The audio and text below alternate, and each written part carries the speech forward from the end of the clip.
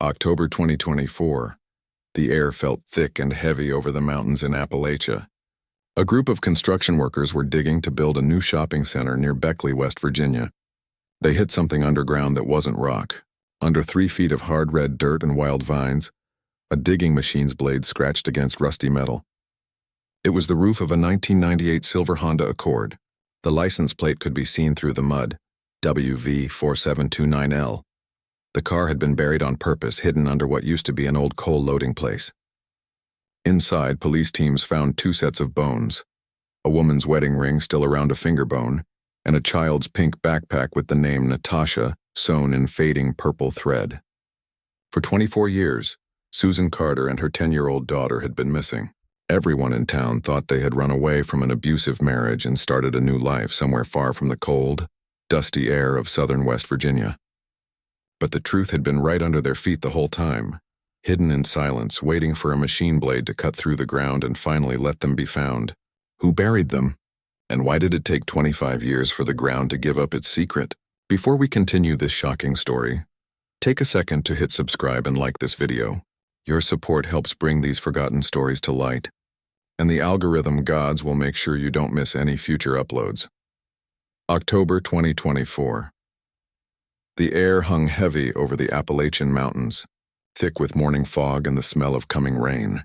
Beckley, West Virginia, a town built from coal mines and hard work, got ready for another winter. On the east side of town, where old train tracks once carried coal from inside the mountains, a construction crew arrived before sunrise to start digging for a new shopping center. The place had been empty for many years, an old coal loading station covered with thick vines, wild bushes, and red clay hardened by 24 years of Appalachian weather. Tommy Briggs, the digging machine operator, climbed into his Caterpillar 320 at 6:47 in the morning. The diesel engine coughed to life in the cold. His job was simple: clear the top 3 feet of packed dirt, make the ground flat, and get it ready for concrete.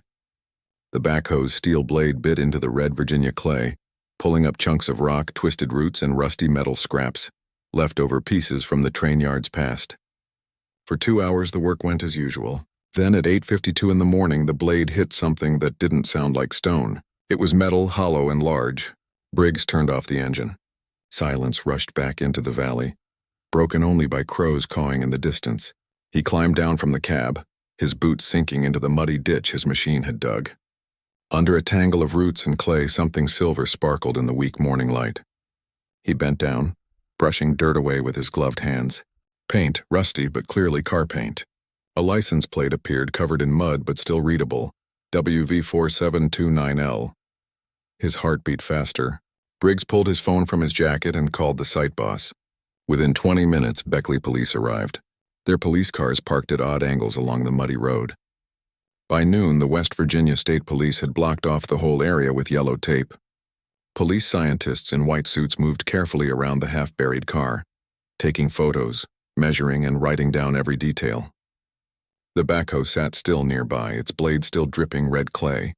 The car was a 1998 Honda Accord silver 4-door. It had been buried on purpose, placed sideways in a ditch about 6 feet deep, then covered with layers of clay, gravel, and dirt. The roof had been crushed inward. Whether from the weight of dirt or done on purpose, police scientists couldn't tell yet. But the license plate was enough. A computer check came back within minutes. Registered owner, Susan Marie Carter. Last known address, Beckley, West Virginia. Status missing person, March 2000. The name meant nothing to the younger officers, but for those who had worked in Raleigh County in the early 2000s, it was like a ghost coming back from old case files. Susan Carter, 41 years old, and her daughter Natasha Carter, 10, had disappeared without a trace on March 12, 2000.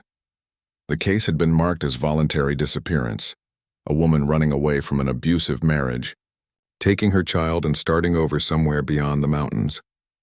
No body, no crime scene, no evidence of a crime, just an empty trailer, a missing car, and a husband who promised his wife had run away. Now, 24 years later, the car had been found and it wasn't empty. Police teams used special jacks to carefully lift the Accord's crushed frame, working slowly to keep any evidence safe. When the driver's side door was finally pried open, the smell hit them first.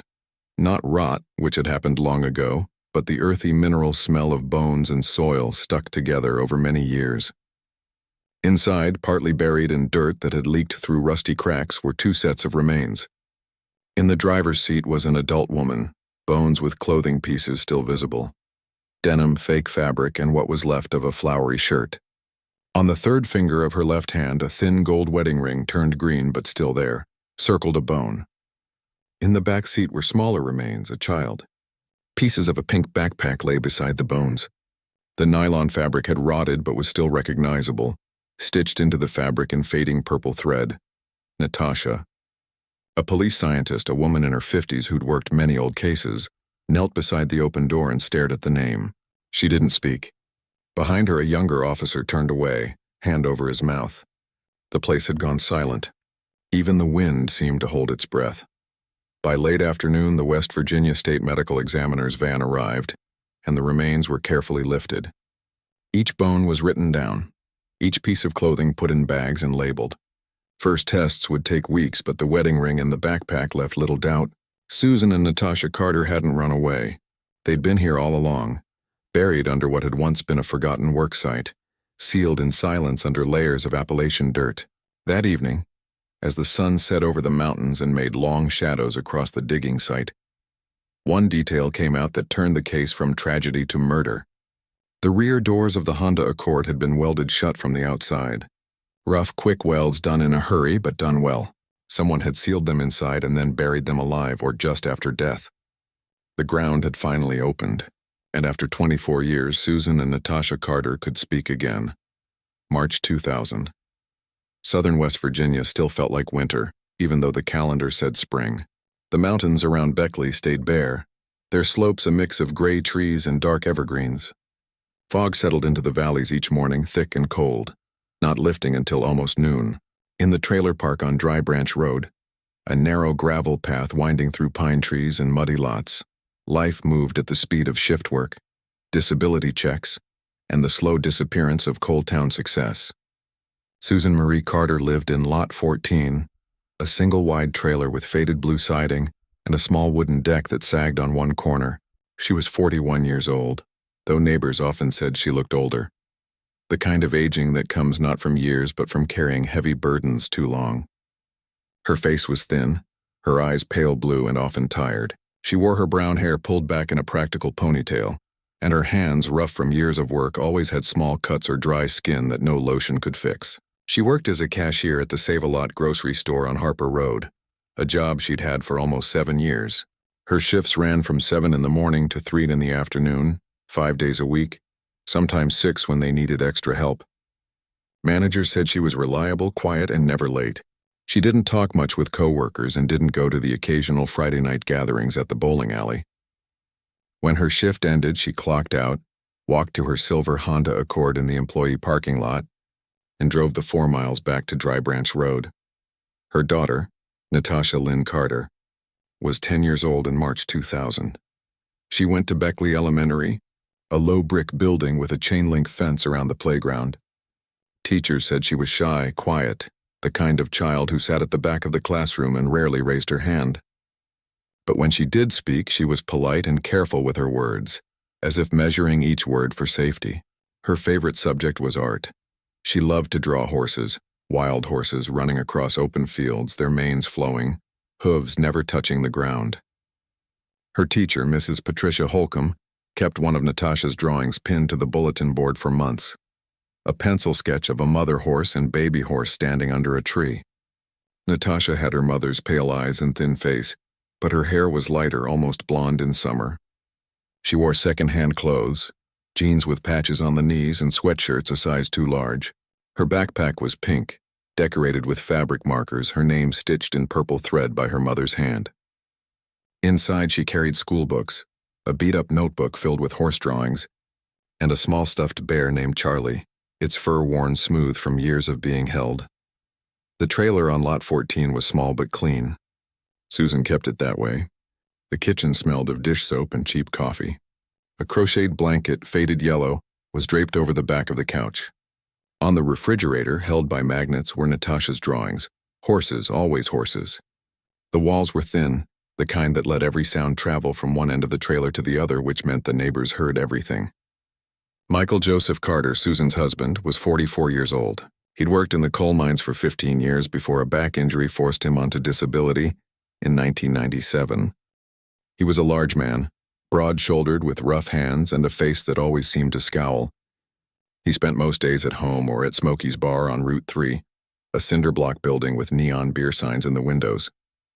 He drank Budweiser, played pool, and complained loudly about his pain, his back, his useless doctors, and his wife, who didn't appreciate anything. Neighbors on Dry Branch Road knew Michael Carter's voice well. It carried through the thin trailer walls on too many nights, loud, slurred, angry. They heard glass breaking, doors slamming, Susan's voice quieter, pleading, and sometimes Natasha crying. No one called the police. That wasn't how things worked in the trailer park. People minded their own business.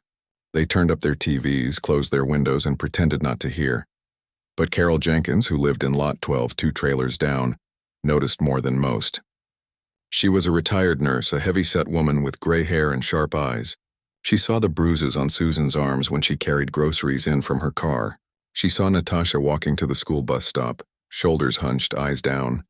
One morning in late February 2000, Carol stopped Susan as she was loading her daughter into the Honda. "You all right, honey?" Carol asked, her voice low. Susan forced a smile, the kind that didn't reach her eyes. "Fine, just tired." Carol didn't believe her, but Susan drove away before she could say more.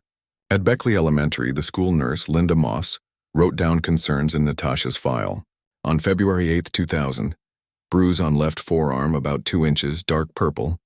Student says she fell off bike. On February 22nd, bruise on right shoulder blade visible through shirt during gym class. Student became upset when asked, refused to explain. The notes were filed. A social worker was supposed to follow up, but they had too many cases, and Beckley's Department of Health and Human Resources didn't have enough workers. The follow-up never happened. Susan knew she had to leave. She'd known for years, but knowing and doing were separated by a canyon of fear and problems. Where would she go? How would she afford rent? Michael controlled their bank account. She had $240 in cash hidden in a coffee can behind the water heater. She'd been adding to it slowly, $5 here, $10 there, whenever she could take from grocery money without him noticing. In early March, she told her sister Margaret Hayes, who lived 30 miles away in Princeton.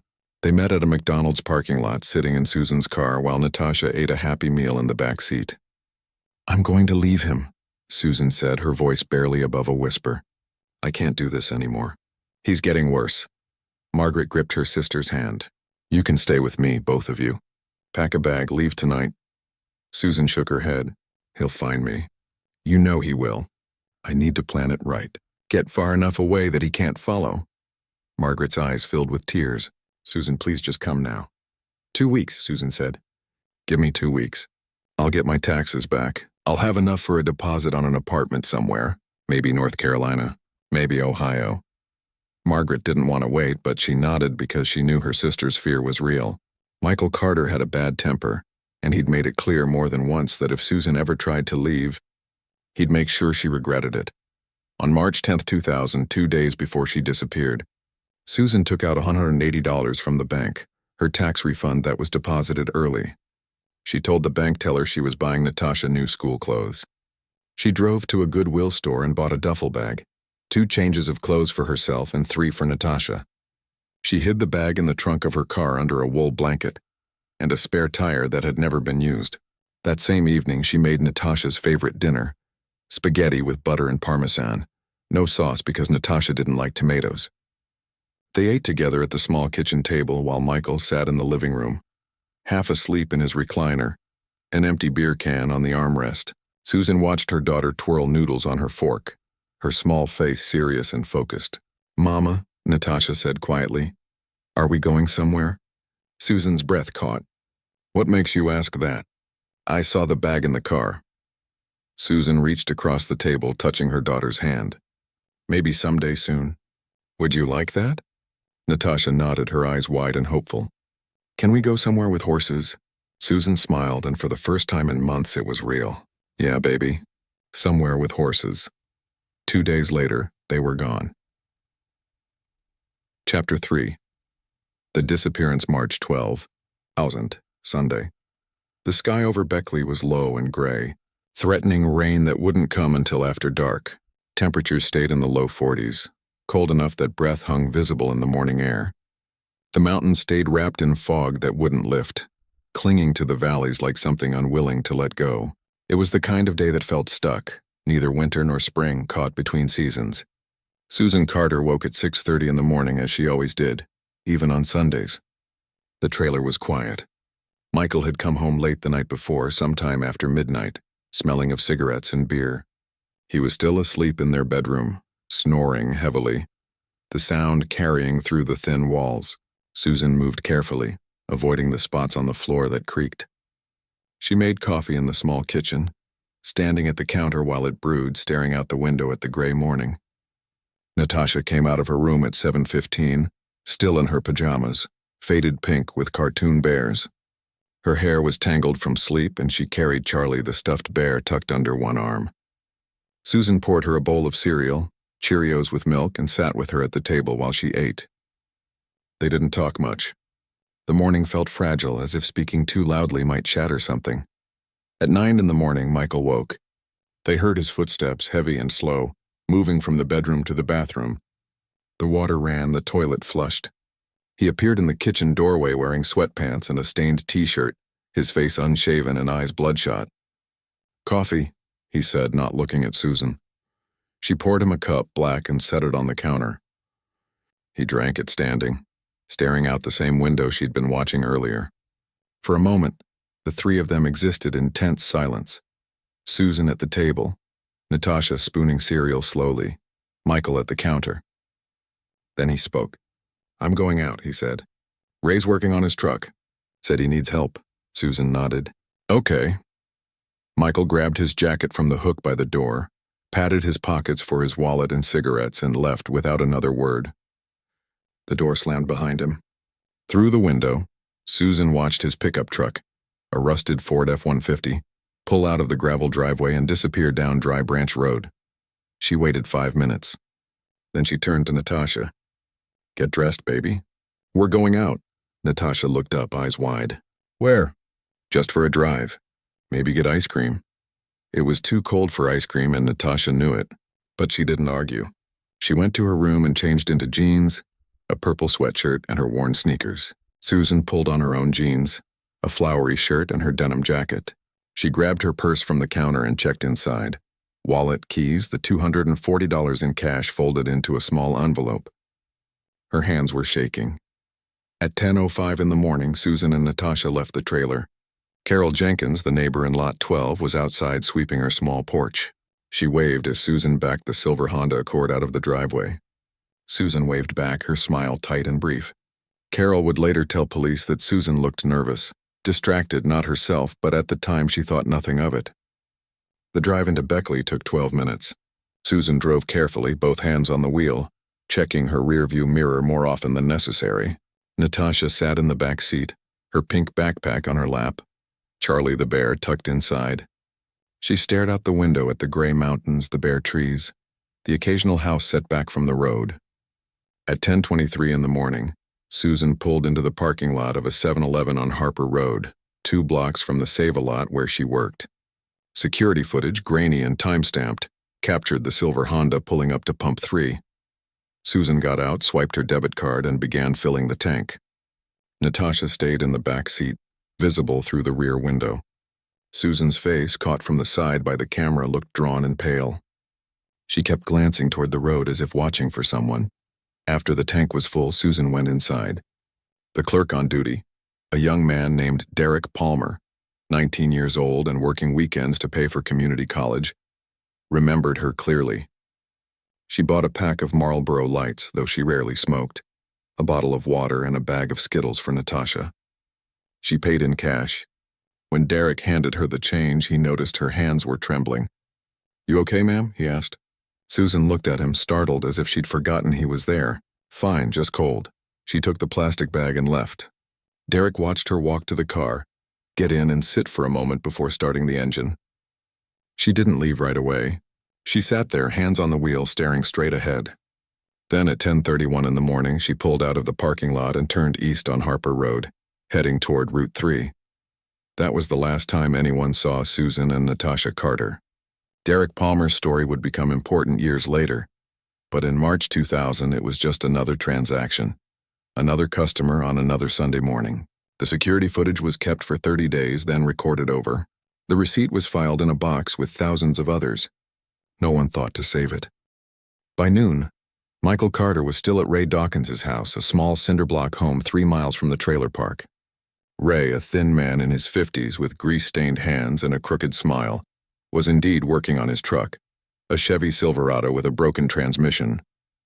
Michael helped him lift the transmission jack, held tools, and drank the beers Ray kept pulling from a cooler on the porch. They worked until almost 3 in the afternoon when Michael said he needed to get home. "Susan's probably got dinner started," he said, wiping his hands on a rag. Ray nodded. "Tell her I said hey."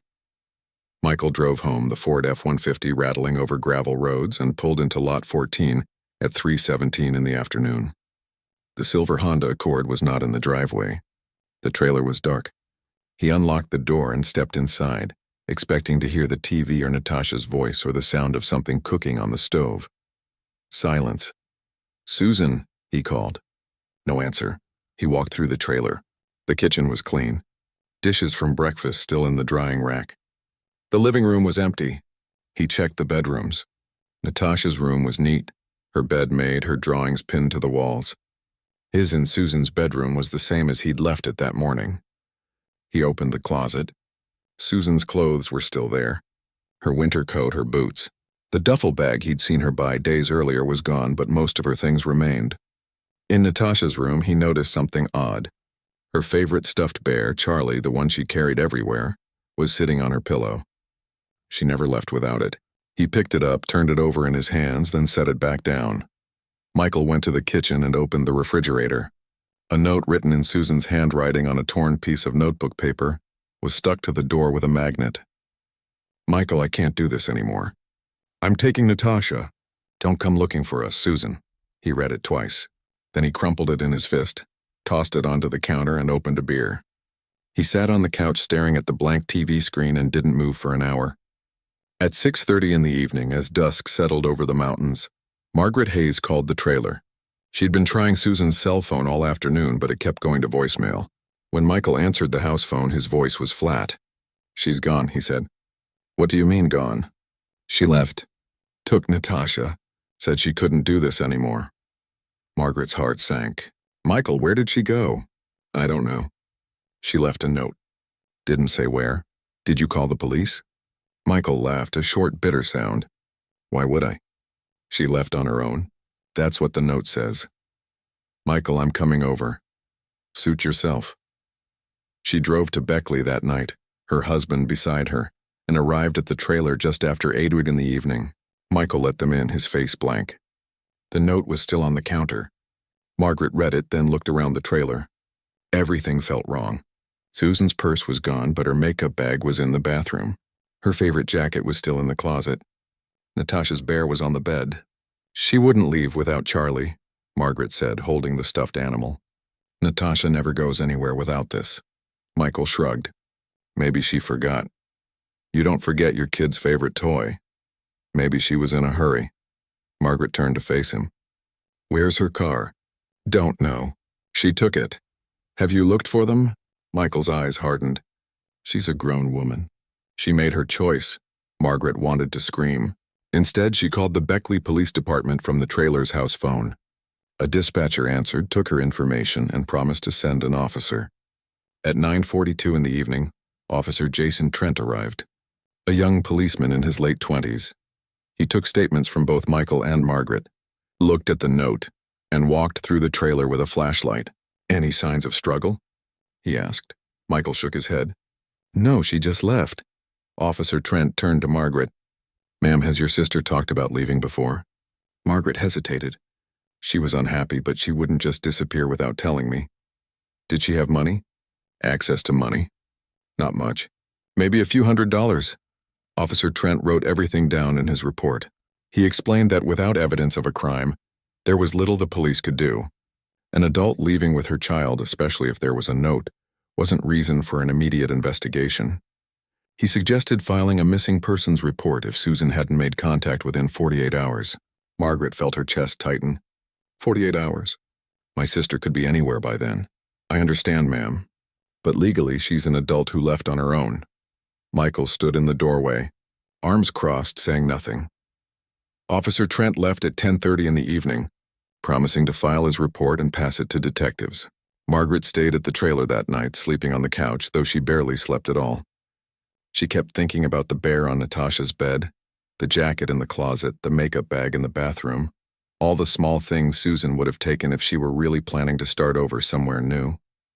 The next morning, March 13th, Margaret filed an official missing persons report at the Beckley Police Department. The clerk took down the information. Susan Marie Carter, 41, white female, brown hair, blue eyes, about 5 feet 4 inches, 130 pounds. Natasha Lynn Carter, 10, white female, blonde hair, blue eyes, about 4 feet 8 inches, 70 pounds. Vehicle, 1998. Honda Accord, silver, West Virginia license plate WV4729L.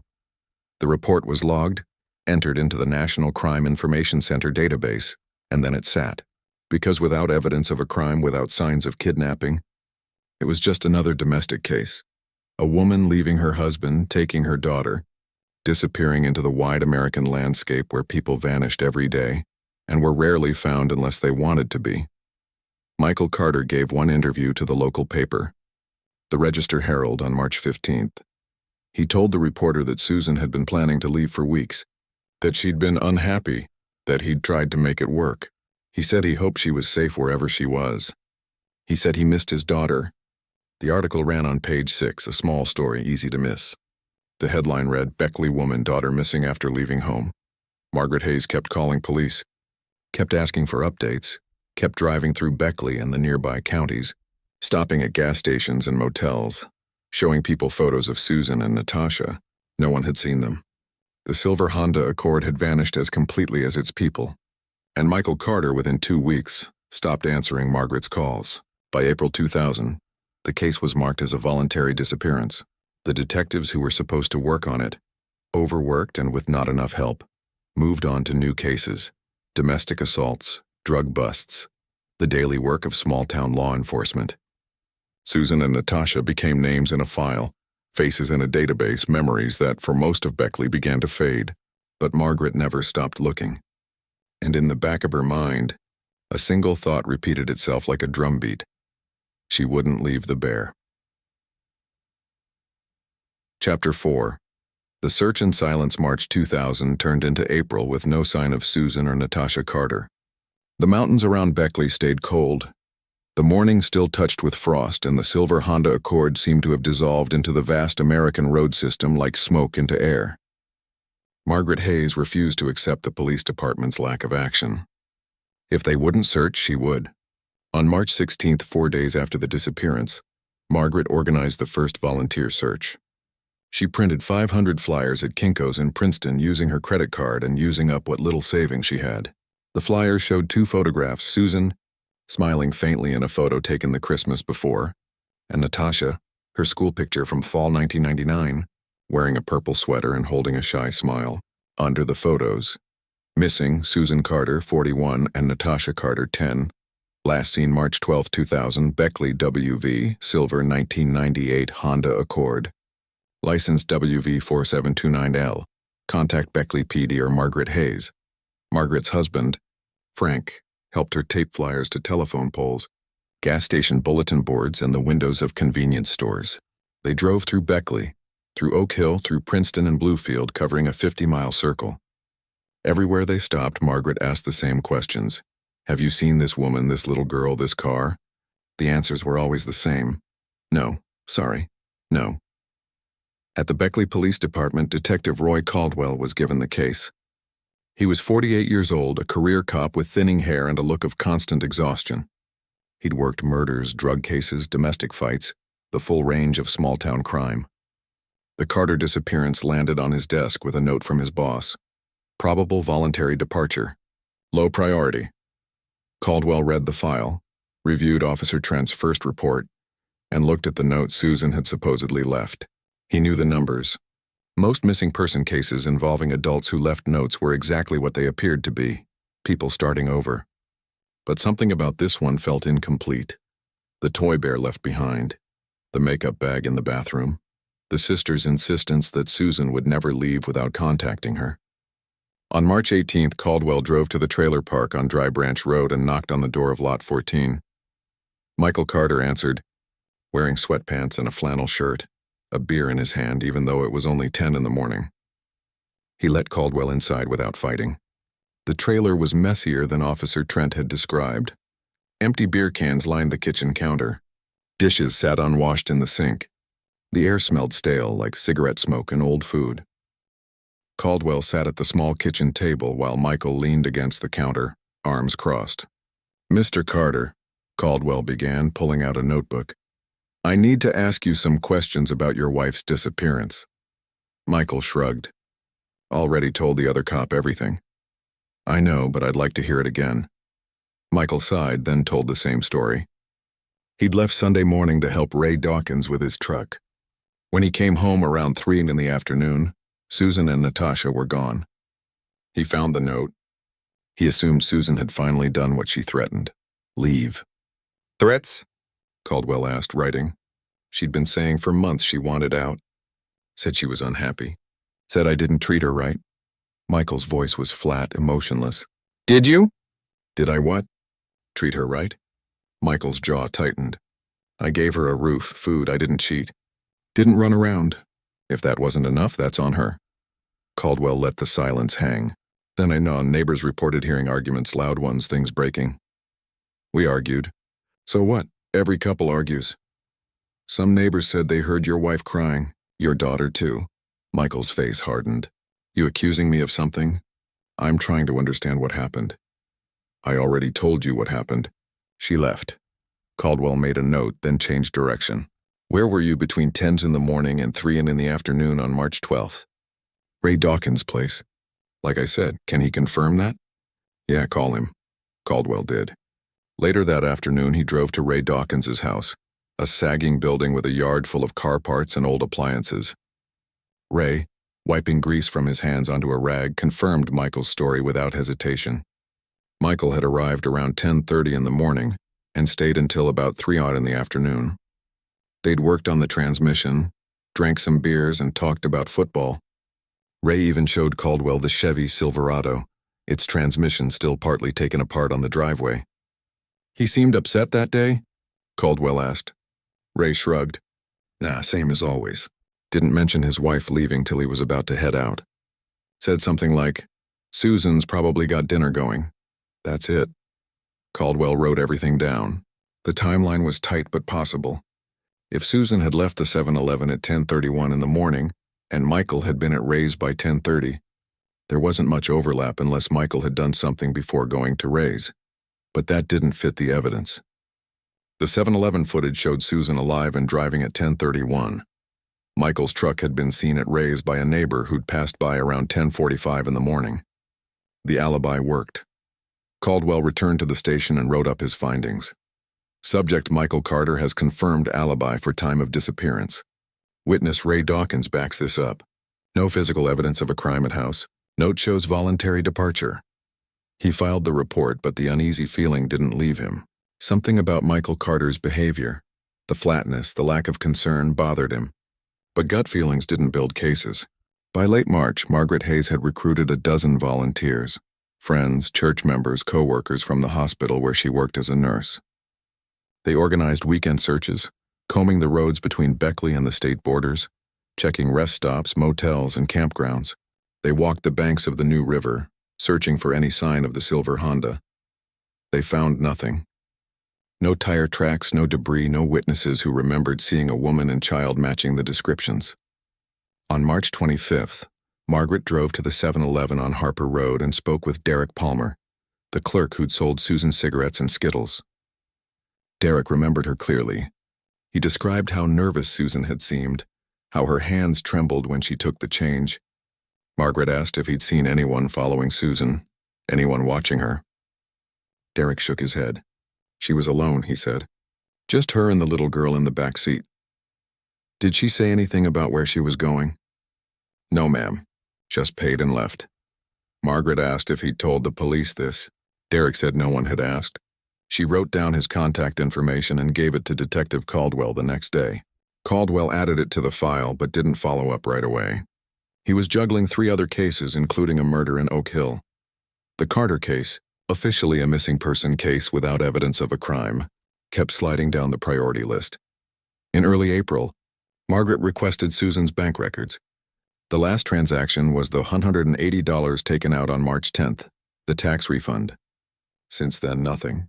No ATM withdrawals, no debit card purchases, no checks cashed. Susan's account sat untouched, $317 remaining. For someone supposedly starting a new life, she was leaving no money trail. Margaret brought this to Caldwell's attention. If she's alive and on the run, how is she buying food? Gas? Where is she staying? Caldwell had no answer. Maybe she had cash we don't know about. She had $240, I know because she told me. That's not enough to disappear for a month. People live on less. Margaret's voice rose. My sister wouldn't just vanish. Something happened to her. Caldwell closed the file on his desk. Mrs. Hayes, I understand your frustration, but without evidence of a crime, there's only so much we can do. We've checked hospitals, shelters, bus stations. We've entered her information into national databases. If she's out there and wants to be found, she'll turn up. And if she doesn't want to be found, then there's nothing we can do. Margaret left the police station that day feeling hollow. She sat in her car in the parking lot and cried, her hands gripping the steering wheel until her knuckles went white. Frank found her there 20 minutes later and drove her home. By May 2000, media interest had disappeared. The Register-Herald ran one follow-up article on page 8. Beckley mother, daughter still missing after 2 months. It mentioned the volunteer searches, Margaret's tireless efforts, and the police department's statement that the case remained open. But the article also quoted an unnamed source within the department saying, all signs suggest Mrs. Carter left on her own. The article ran on May 12th. No one called with new information. In June, Margaret made the decision to hire a private investigator. His name was Leonard Walsh, a former state trooper in his 60s who now ran a small agency out of Charleston. He charged $75 an hour plus expenses. Margaret and Frank took out a loan on their house to pay him. Walsh spent 3 weeks on the case.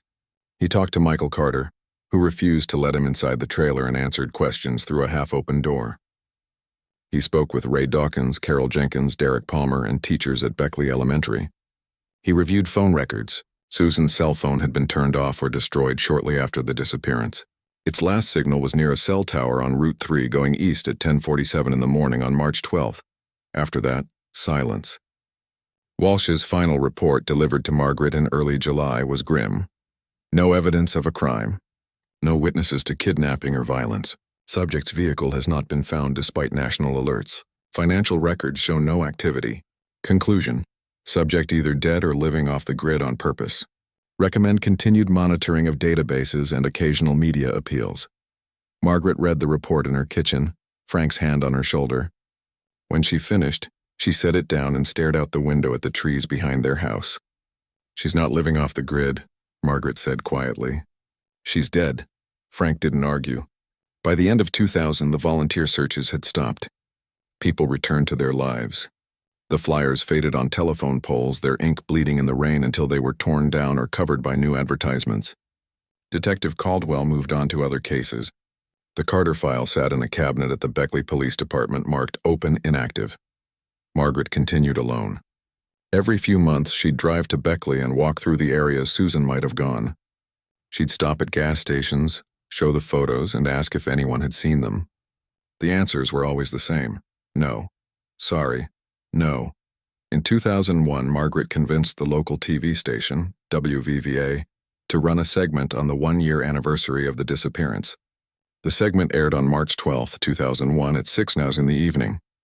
It showed photos of Susan and Natasha, an interview with Margaret pleading for information, and a brief statement from the Beckley Police Department saying the case remained open. The tip line received 4 calls. 3 were pranks. One was a woman who thought she'd seen Susan at a Walmart in Tennessee, but the woman turned out to be someone else. In 2002, on the 2-year anniversary, no news outlet covered the story. Margaret stood alone at a vigil she'd organized at the Raleigh County Courthouse, holding a candle and a sign with Susan and Natasha's photos. 5 people attended. It rained. On April 15, 2002, Detective Caldwell officially changed the case classification. The new label, Cold Case Presumed Voluntary Departure. The file was moved to a storage room in the basement of the police station, boxed with dozens of other unsolved cases. Caldwell retired 6 months later. In his final week, he pulled the Carter file one last time and read through it page by page. He still didn't believe Susan had left willingly, but belief wasn't evidence. He closed the file, placed it back in the box, and walked away. Michael Carter, meanwhile, continued living in the trailer on Dry Branch Road. He collected his disability checks, drank at Smokey's bar, and rarely spoke about his missing wife and daughter. When people asked, he'd say the same thing. She left. That's all I know.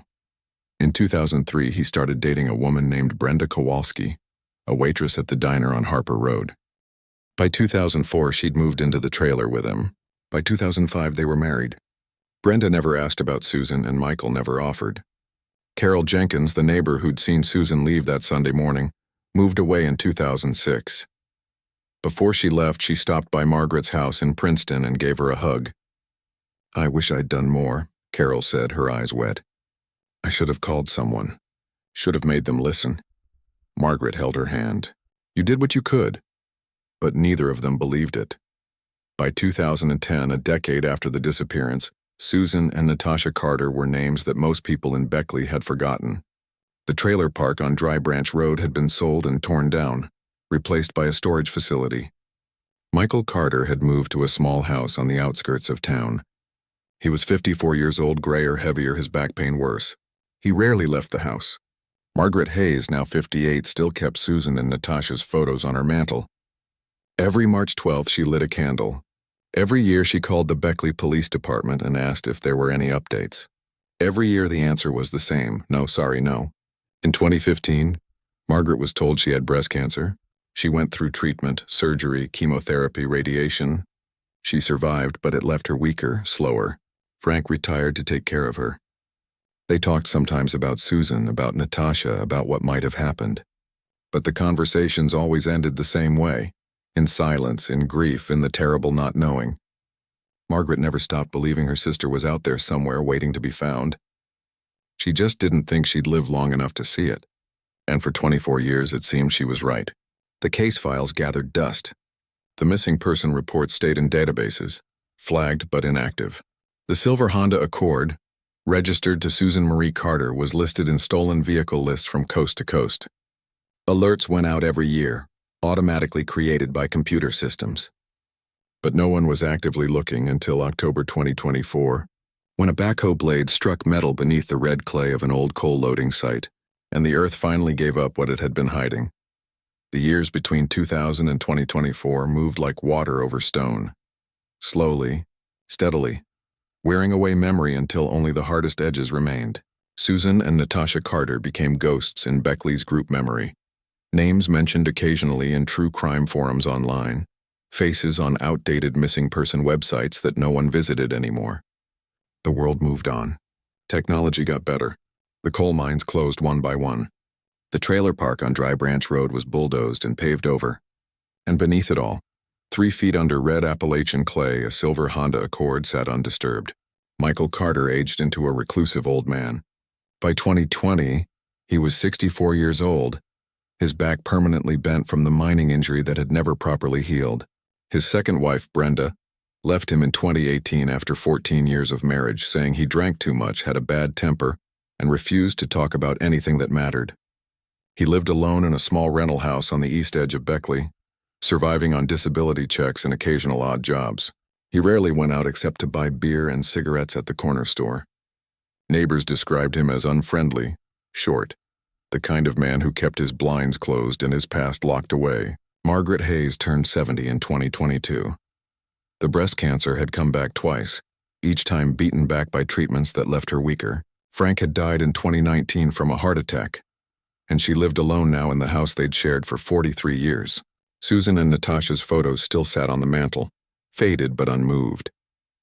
Every March 12th, she lit a candle. Every year, the flame burned alone. She no longer called the police. There was no point. The case had been cold for over 2 decades, and the detectives who'd worked it were retired or dead. The new officers didn't know the names Susan Carter or Natasha Carter. To them, the case was a file in a basement, a database entry that created automated alerts no one read. But Margaret never stopped believing. In the quiet of her living room, in the long evenings when grief felt heaviest, she'd talk to Susan as if her sister could hear. "I haven't forgotten you. I'll never forget you." October 2024 arrived cold and gray. The construction project on the east edge of Beckley, the site of the old coal loading station, had been delayed for months by permits, environmental reviews, and money problems. But finally, on October 8th, the crew began digging. The site was supposed to become a shopping center, a promise of bringing back jobs to a town that had lost its backbone when the coal industry collapsed. Tommy Briggs, the digging machine operator, was 34 years old, a Beckley native who'd worked construction since dropping out of high school. He knew the area well, had played in the abandoned train yards as a kid, knew the stories about the old loading station, the men who'd worked there, the coal that had once poured through like black gold. Now it was just dirt and weeds waiting to be scraped clean and rebuilt. At 8:52 in the morning, his backhoe blade hit something solid. The metallic clang echoed across the site. Briggs stopped, thinking he'd struck an old rail tie or buried machinery. But when he climbed down and brushed away the clay, he saw paint, silver car paint, and beneath the mud, the unmistakable shape of a license plate.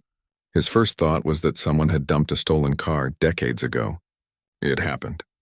But when he called his boss and they began carefully digging around the car, the shape that came up was wrong. The car wasn't wrecked. It was positioned sideways, placed carefully in a ditch and buried. The roof was crushed, but not from a crash, from the weight of dirt pressing down over years. By 10 in the morning, the West Virginia State Police had arrived.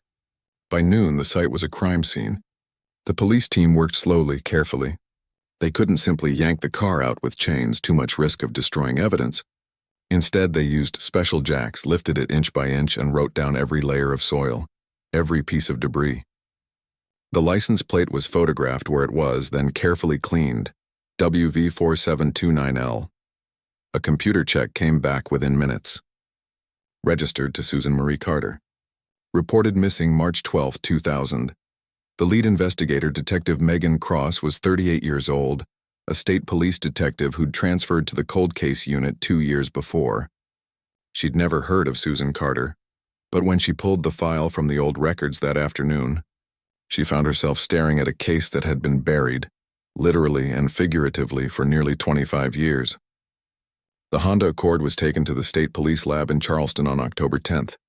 The examination took 3 days. What they found confirmed the worst. 2 sets of bones.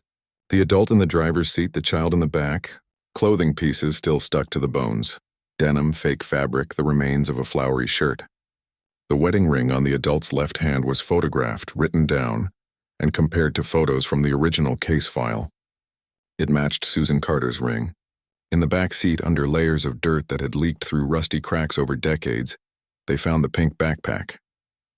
The nylon had rotted, but the name stitched in purple thread was still readable. Natasha. Inside, a small notebook filled with pencil drawings of horses, the pages swollen and stuck together. And tucked into a corner, a stuffed bear, its fur matted with clay but unmistakable. Charlie DNA samples were taken from the remains. Teeth, bone marrow, leg bone pieces. They were compared to samples Margaret Hayes had provided in 2000, stored in the case file for exactly this reason. The results came back on October 15th. Match probability, 99.97%. The remains were Susan Marie Carter and Natasha Lynn Carter, but it was the mechanical analysis that turned the case from tragedy to murder. The rear doors of the Honda Accord had been welded shut from the outside. Rough welds done quickly but well. The police engineer who looked at them wrote in his report, "Weld consistent with work welding equipment. Doors cannot be opened from inside. Shows purposeful trapping." The front door showed signs of forced closing. The driver's side lock had been broken, then held with wire. The windows were okay but couldn't be rolled down. The electrical system had been broken by cutting specific wires under the dashboard. The final piece, soil analysis. The clay around the car had traces of diesel fuel and heavy machinery oil. Tests showed the burial happened between March and April 2000. Consistent with the disappearance timeline, someone with access to a digging machine or backhoe had dug the ditch, placed the car inside, and buried it. Then they'd let nature do the rest, covering it with vines, saplings, 24 years of silence. On October 18, 2024, Detective Cross drove to Princeton and knocked on Margaret Hayes's door. Margaret opened it slowly, her face pale and thin, her hands trembling. When Cross introduced herself and showed her badge, Margaret's legs nearly gave out. She knew before Cross said a word. She knew. "We found them," Cross said quietly. Margaret's hand went to her mouth. She didn't cry, not yet. She just nodded slowly as if confirming something she'd always suspected. "Where?" she whispered. "Beckley. Buried at an old worksite. How long?" "Since 2000. They've been there the whole time." Margaret sat down on her porch step. Cross sat beside her. For a long time, neither spoke. The October wind moved through the trees, carrying the smell of wood smoke and cold rain. Finally, Margaret found her voice. "I knew she didn't leave. I knew." "Yes, ma'am. How did they die?" Cross hesitated. "We're still investigating, but it wasn't an accident." Margaret looked at her, eyes hard despite the tears beginning to fall. "It was Michael, wasn't it? We're investigating all leads." "It was him." Margaret's voice was certain, cold. "It was always him." The news broke nationally on October 20th. CNN, Fox, MSNBC, every major outlet ran the story. 24-year-old cold case solved. Bodies of missing West Virginia, mother and daughter found buried. Beckley was thrust back into the spotlight, and this time, the community reacted with shock and horror. The silver Honda Accord, photographed covered in rust and clay, became an image burned into the public's mind. On social media, old classmates of Natasha's posted tributes. Former neighbors expressed guilt for not speaking up decades ago, and in the quiet corners of true crime forums, where Susan and Natasha's case had been discussed for years by amateur investigators, there was grim validation. They'd been right. It had never been a voluntary disappearance. Detective Cross put together a task force. The case file from 2000 was pulled, put into computers, and reviewed with modern investigation methods. Every witness was talked to again. Every piece of evidence re-examined. And at the top of the suspect list, circled in red, was a name that had been there from the beginning: Michael Joseph Carter. October 22, 2024. The West Virginia State Police Headquarters in Charleston became the center of an investigation that had waited 24 years to truly begin.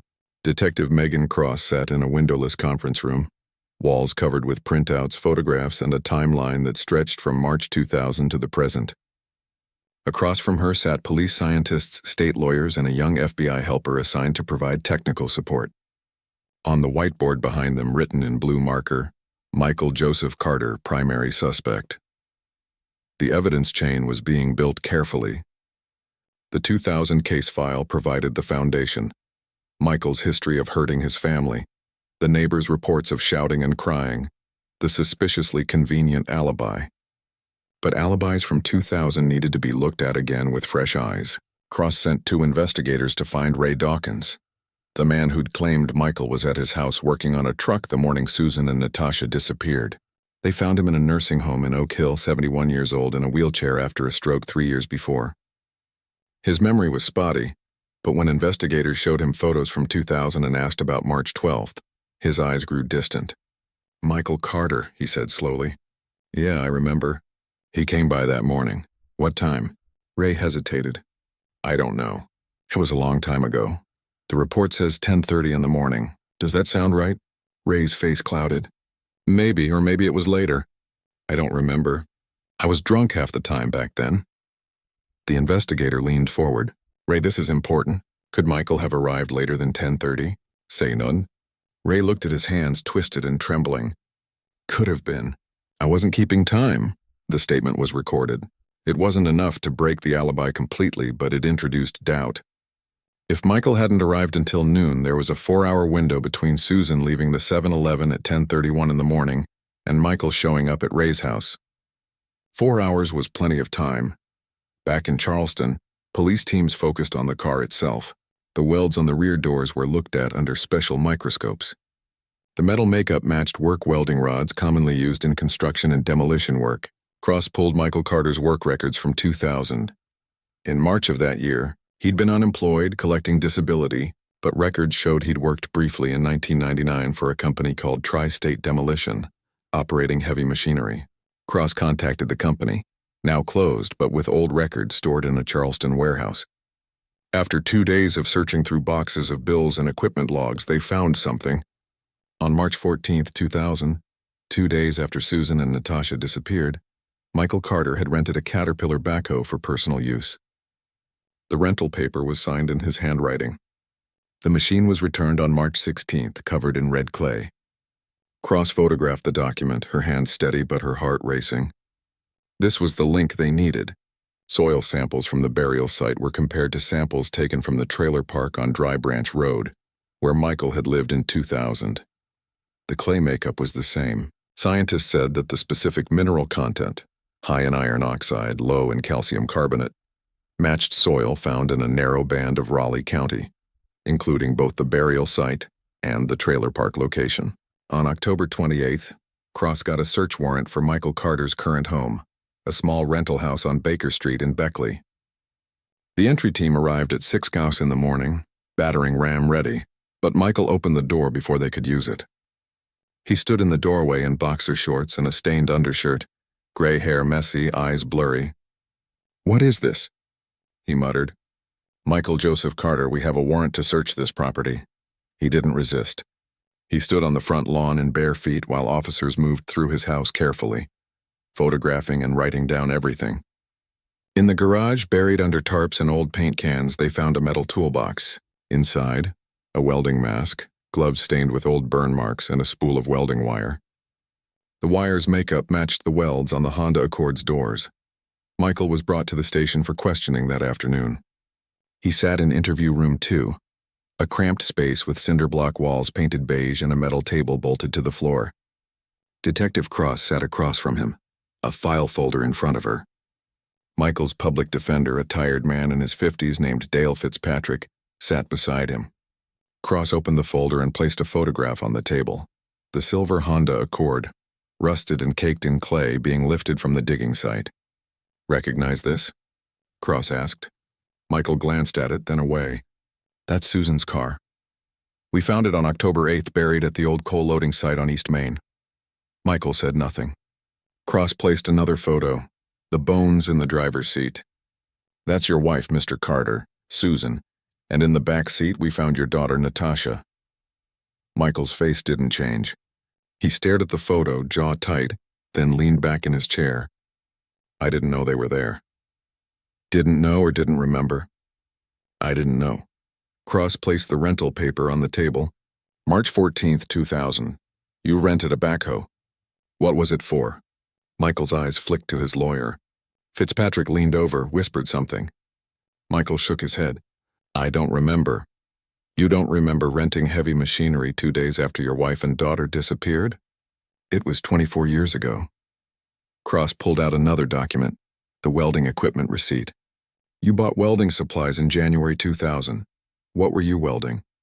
"I did odd jobs. Fixed things." "Fixed things like car doors?" Michael's hands, resting on the table, curled into fists. "I want a lawyer." "You have a lawyer. A better one." The interview ended.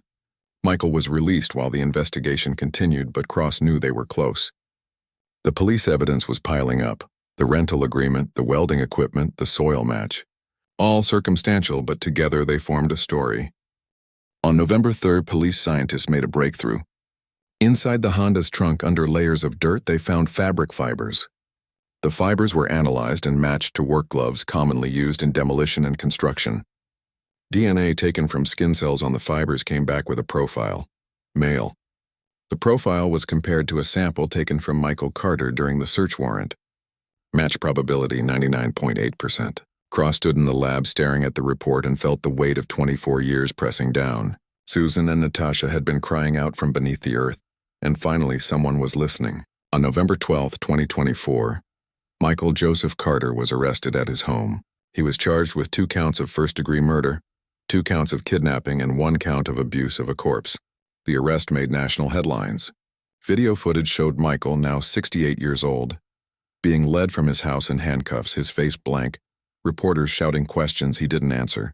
Margaret Hayes watched the arrest on the news from her living room in Princeton. She sat alone, hands folded in her lap, and wept. Not from relief. Relief would come later, if at all. But from the terrible confirmation that everything she'd believed for 24 years was true. Her sister hadn't abandoned her. She'd been murdered, and the man who'd done it had walked free, had remarried, had lived a life while Susan and Natasha lay sealed in darkness. The trial began on February 10, 2025, in Raleigh County Circuit Court. The courtroom was packed. Reporters filled the gallery. Margaret sat in the front row, clutching a photo of Susan and Natasha, her hands trembling. Michael sat at the defense table wearing an ill-fitting suit, his face blank. The lawyers for the state, led by Assistant State Prosecutor Ellen Vargas, built their case carefully. On day one, they showed the timeline. Susan and Natasha last seen at the 7-Eleven at 10:31 in the morning. Michael's alibi uncertain, possibly arriving at Ray Dawkins's house as late as noon. 4-hour window of opportunity. On day two, science experts testified. The welds on the car doors, the soil analysis, the DNA on the work gloves. Each piece of evidence was shown on screens for the jury, photographs blown up, technical language translated into plain terms. The medical examiner said that the remains showed no signs of being hit hard, suggesting suffocation or carbon monoxide poisoning. The car's exhaust system had been rigged with a hose feeding fumes into the sealed inside. The courtroom fell silent. Margaret covered her mouth, holding back a sob. On day 5, the lawyers called Carol Jenkins by video link, now 78 and living in Florida. She talked about the bruises she'd seen on Susan, the fear in Natasha's eyes the morning she'd waved goodbye as Susan drove away. "I should have stopped her," Carol said, her voice breaking. "I should have known." On day 7, Margaret took the stand. She spoke about Susan's plans to leave, the $240 in cash, the duffel bag hidden in the trunk. She described the phone call 2 weeks before the disappearance, Susan's voice shaking as she said, "I just need 2 more weeks." Margaret's voice was steady until the lawyer asked her about Natasha's stuffed bear, the one left behind on the bed. Then she broke, tears streaming, and the judge called a break. The defense argued that the evidence didn't prove anything for sure, that Michael had rented the backhoe for real work, that the DNA could have been transferred innocently, that the lawyers were building a case on coincidence and tragedy, not proof beyond reasonable doubt. But on day 9, the lawyers played their final card. Investigators had gotten Michael's cell phone records from March 2000, kept by the phone company. On March 12th, his phone had pinged off a cell tower near the burial site at 11:47 in the morning, directly going against his claim that he was at Ray Dawkins's house by 10:30. The defense had no answer. On February 24, 2025, after 3 hours of discussion, the jury returned. The courtroom stood as the foreman read the verdict. Count 1, murder in the first degree in the death of Susan Marie Carter. Guilty. Margaret's breath caught. Count 2, murder in the first degree in the death of Natasha Lynn Carter. Guilty. She closed her eyes. Count 3, kidnapping. Guilty. Count 4, kidnapping. Guilty. Count 5, abuse of a corpse. Guilty. Michael Carter sat motionless. His lawyer placed a hand on his shoulder, but Michael didn't react. He stared straight ahead as if the verdict had been delivered to someone else. Sentencing came 2 weeks later. The judge, a stern woman in her 60s named Judith Harmon, addressed the court. "Mr. Carter, you were trusted with the safety and well-being of your wife and daughter. Instead, you ended their lives and buried them like trash. You robbed them of their futures. You robbed their family of closure for 24 years. The law allows me only 1 sentence for crimes of this size." She looked directly at Michael. "Life imprisonment without the possibility of parole, consecutive on both murder counts." The gavel struck. Michael was led away. He didn't look back. Outside the courthouse, Margaret stood on the steps, surrounded by reporters. She held the photo of Susan and Natasha, the same one she'd carried for 24 years. Her voice when she spoke was quiet but firm. "Justice doesn't heal. It doesn't bring them back, but it tells the world that they mattered, that their lives had value, and that the person who took them from us will never walk free again." She paused, looking at the photo. "Susan, Natasha, you can rest now." March 12, 2025. 25 years to the day after Susan and Natasha Carter disappeared, Margaret Hayes stood at a cemetery in Princeton. 2 headstones, simple granite, had been placed side by side. Susan Marie Carter, 1959-2000. Natasha Lynn Carter, 1990-2000. Beneath the names, beloved sister, daughter, mother. Finally home. Margaret placed flowers on each grave, daisies for Susan, her favorite, and a small toy horse for Natasha. She knelt in the grass, her knees stiff with age, and touched the cold stone. "I never stopped looking," she whispered. "I never gave up." The wind moved through the trees, carrying the scent of early spring. Somewhere in the distance, a bird sang. Margaret stayed until the sun began to set, casting long shadows across the cemetery. Then she stood slowly and walked back to her car. She didn't look back. There was no need. They were home, and the earth, after 24 years, had finally let them go.